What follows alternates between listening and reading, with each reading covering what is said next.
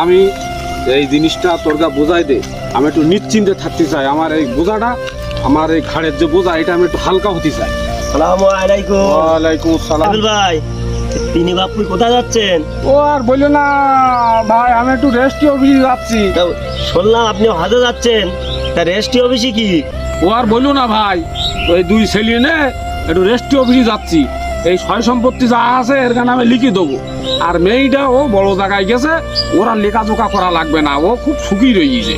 দুই ছেলের নামে একটু লিখে দিতে চাচ্ছি, কেন হজে যাচ্ছি তো, যদি মরি যায় বলা যায়, আল্লাহ যদি নেয়। তাই আপনি বলতেছেন আপনার দুই ছেলে এক মেয়ে, তা সব দুই ছেলের নামে লিখে দিতে যাচ্ছেন, তা মেয়েটার কিছু লিখে দেবেন না? তা মেয়েটার না লিখে দিলি তা আপনি হক ফাঁকি দেওয়া হয়ে যাচ্ছে না? তা আপনি তো গুণাগার হয়ে যাবেন।